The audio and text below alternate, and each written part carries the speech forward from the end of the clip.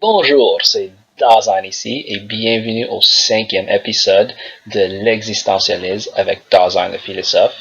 Cette semaine, on va voir la notion de la race et comment ça peut être illogique et malfaisante pour l'unité de l'humanité. Mais avant qu'on commence notre enquête philosophique cette semaine, j'apprécierais vraiment si vous pesez et cliquez sur le bouton subscribe, que vous aimez et partagez cette vidéo à vos amis qui s'intéressent à la philosophie. Donc, merci encore et on va maintenant commencer nos enquêtes philosophiques. La race, une notion illogique et malfaisante pour l'unité de l'humanité. Aujourd'hui, j'essaierai de démontrer que la notion de la race n'est pas essentielle pour l'être humain et devrait être supprimée de notre pensée. Autrement dit, l'idée qu'il existe plusieurs espèces de gens, plusieurs groupes différents définis par une hérédité physiologique ou simplement plusieurs cultures est une idée qui est fausse et malfaisante pour l'être humain.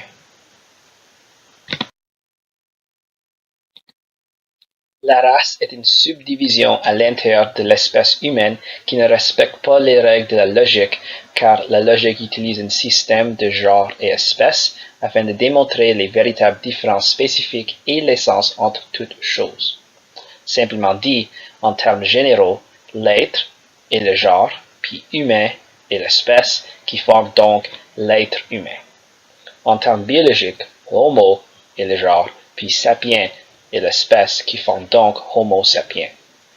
Si on veut respecter les règles logiques, il ne faut pas subdiviser de manière plus spécifique les espèces d'humains et de sapiens, car la race est accidentelle pour l'être humain et ne fait pas partie de sa nature et de son essence.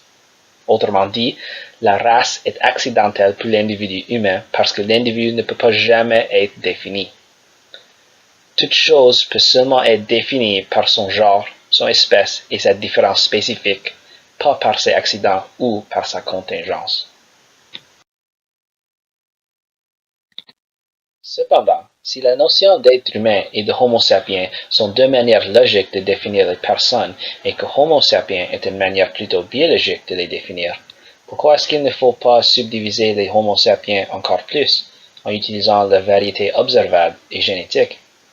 Afin de répondre à cette question, il faut démontrer que même si les variétés observables des êtres humains sont souvent liées à leur composition génétique, ceci ne veut pas dire que les différences génétiques qui ont l'origine d'un endroit et une culture spécifique, l'environnement, sont assez pour subdiviser l'espèce humaine. Même si les individus sont nés à partir d'une culture spécifique qui contient une certaine composition génétique et spécifique à cette culture, ceci ne change pas le fait que tous les êtres humains sont faits du même matériau, l'ADN.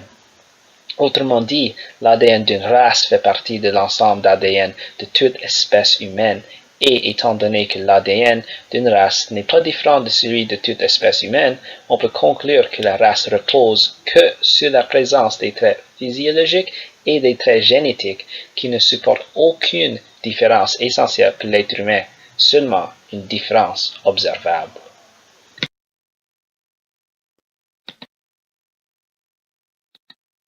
Cette notion de différence observable rend l'idée de la race malfaisante pour les êtres humains.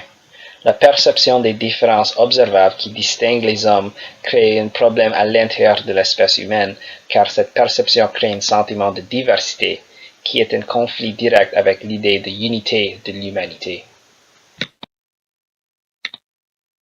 En conclusion, avec un peu de connaissance du système de la logique, on observera assez rapidement que l'idée de subdiviser l'être humain en différentes races est pourrie.